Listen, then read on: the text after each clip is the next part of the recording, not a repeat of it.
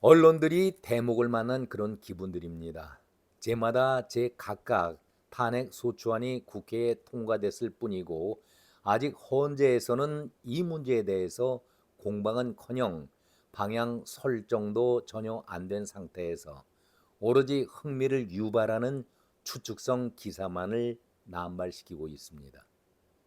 내용을 보면 하나같이 언론들이 가정이라는 단서를 달고서 그냥 이 가정은 지나가는 말 정도로 하고 탄핵을 기정사실화하고서 말 장난들을 하고 있습니다.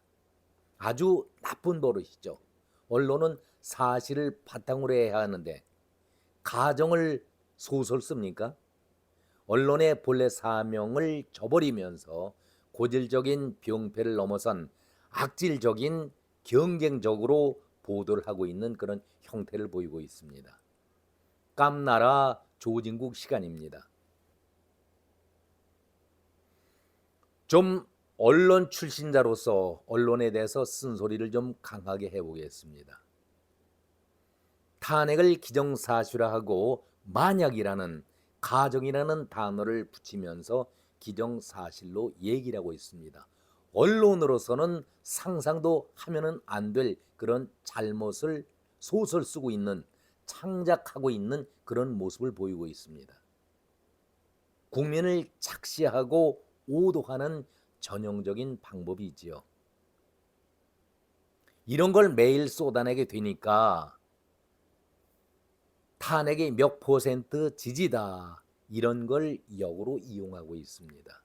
한마디로 언론의 교활한 장난질이다. 저는 그렇게 생각하고 있습니다. 가짜도 매일 선동질하면은 사실로 받아들이지 않겠습니까? 제가 제목에 있어서 언론이 부역자 역할까지 이런 말씀을 드렸는데 부역자 하면은 여러분 어떤 생각이 떠오르십니까? 먼저 일제치하 때에 그리고 6.25 때에 북한에 협조했던 부정적인 생각이 떠오르게 됩니다. 요즘 언론을 보면은 언론이 아니라 서로 경쟁적으로 정치의 줄 대기식에 정치 부역자들 같다라는 생각을 지울 수가 없습니다. 그래서 오늘 제목도 언론이 정치 부역자들 역할까지 하고 있다라고 비판적으로 제가 언론에 대해서 쓴소리를 하고 있는 것입니다. 대부분 사람들에게 물어보면은 언론에 그렇게 났던데 언론에 난 것이니까 그렇게 믿을 수밖에 이런 얘기들 하고 있습니다. 이 엄청난 선동질을 우리 언론들이 하고 있는 것 아니겠습니까? 늘 이런 식으로 언론이 잘못을 반복하고 이것이 보도의 한 형태로 자리를 잡아가고 있습니다. 아주 잘못된 버릇이죠. 언론이라는 것을 무기로 삼아가지고 언론은 늘 국민이 알 권리를 충족시키겠다 이런 대의명제 속에 국회의원들이 하는 짓과 똑같이 다를 바가 없습니다. 수준 낮게 국민들을 나쁘게 말하면은 철저히 이용하는 사기 수법과도 같은 그런 짓들을 아주 못된 짓이죠. 저질스러운 수법을 언론들이 그대로 도용하고 답습하고 있는 모습 아니겠습니까? 언론들이 이러한 저질스러운 모습을 따라가고 있습니다. 공평을 가장한 철저한 갑질을 하고 있는 것이 언론들 아니겠습니까? 아니 가정이라는 것을 깔고서 말한다면 어느 누군들 말 못하겠습니까?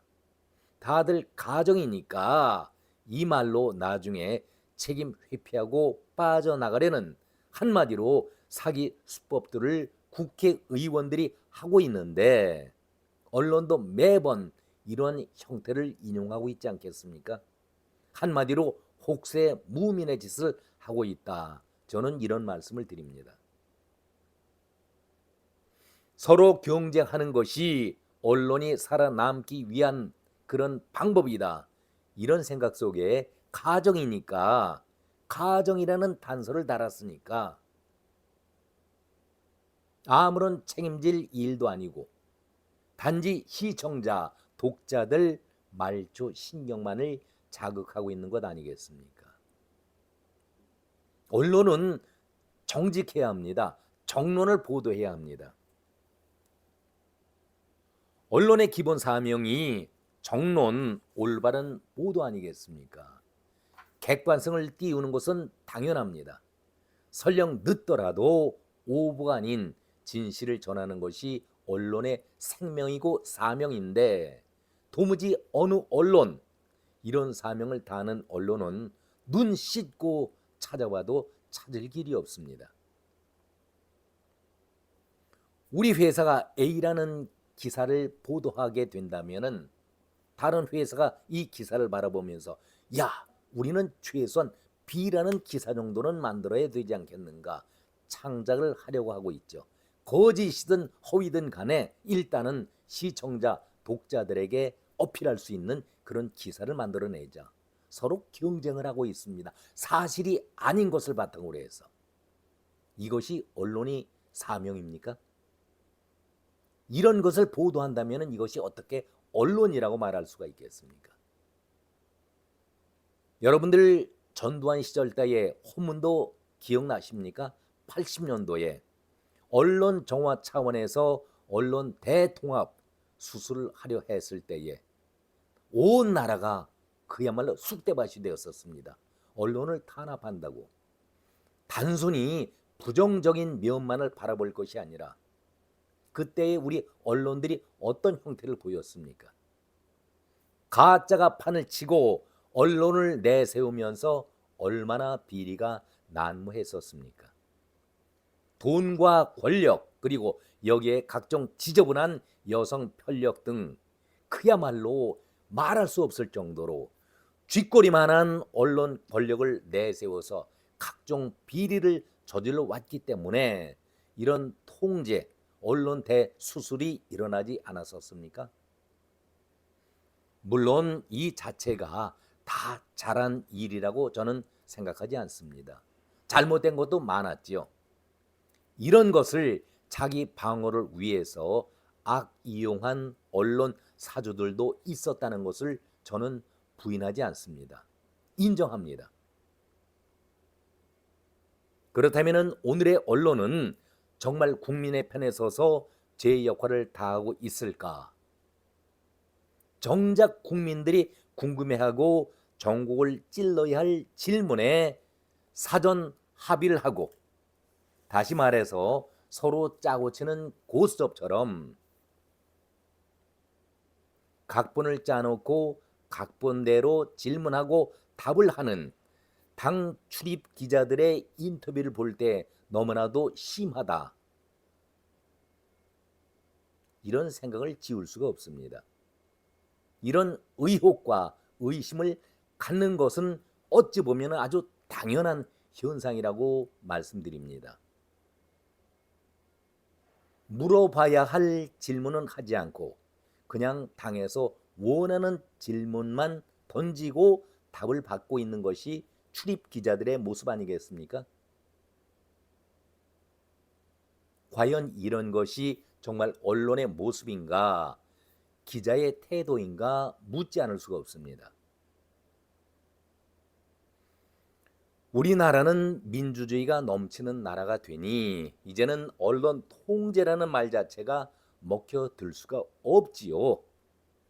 그렇다고 해서 가짜 허위 보도로 얼마나 왜곡된 보도로 국민들을 분열시켜야 합니까? 난립하고 있는 여론조사를 무분별하게 인용을 하면서 장난질하고 있는 데에도 그냥 넘어가고 있습니다. 이로 인한 피해가 얼마나 심각한데 구체적으로 좀 들어가 보겠습니다. 퇴출되어야 할 자를 탄핵 정국에 조기 대선이 실시되면 어떻게 하겠느냐. 이런 자들에게 마당을 찾아가면서 깔아주고 있습니다. 그러니 벌써 사라져야 할 쓰레기들이 이런 언론을 통해서 새로운 다짐을 하면서 새 정치를 하겠다. 아니 그동안 썩은 구태의연한 정치를 해왔던 그런 자들이 입에서 새로운 정치, 지금보다 나은 정치를 하겠다라고 말하는 그 자체가 통용이 되겠습니까? 제목에도 나와 있습니다마는 우리의 어른들이 그런 얘기하고 있지 않습니까? 개꼬리 3년 묻어도 쪽제비 털 되지 않는다. 근본이 되어 있질 않는데 이번 기회를 통해서 다시 한번 출세하고 자기 이름을 알리겠다. 아주 야비하고 가증한 그런 정치 태도 아니겠습니까? 그 나물에 그 밥이고 아무리 걸레를 빨아본들 아무리 깨끗이 빨아본들 그거 수건으로 쓸 수 있는 겁니까? 빨아도 콜레라는 얘기 하지 않습니까? 정말 목불인견입니다. 눈 뜨고 볼 수가 없을 정도의 모습들을 보이고 있는데 한마디로 가관이고 꼴불견 아니겠습니까? 도대체 왜 홍준표가 나와야 하고 이준석 같은 쓰레기들이 어떻게 지도자감으로 인터뷰를 하고 있는지 이준석 본인에게는 좀 아픈 지적이지만 도대체 이준석이가 무엇을 보고 어떤 점을 보고 지도자감이라고 할 수가 있는지 그 기자의 수준을 의심하지 않을 수가 없는 것 아니겠습니까? 앞으로 헌재의 판결 진행을 보면서 구체적으로 대선 후보자 운운하는 사람들에 대한 신상 정보를 정확하게 여러분에게 알려드리겠습니다마는 윤 대통령의 탄핵 소추안을 단순히 부정적으로만 볼 것은 아니다. 저는 이런 생각을 가져봅니다. 왜 우리 정치가 이건희 회장이 30년 전에 내일 모레면은 2025년 아닙니까? 꼭 30년이 됩니다. 정치 사류다. 그 얘기에서 벗어나지 못하고 있을까요? 어떤 정치를 해왔는데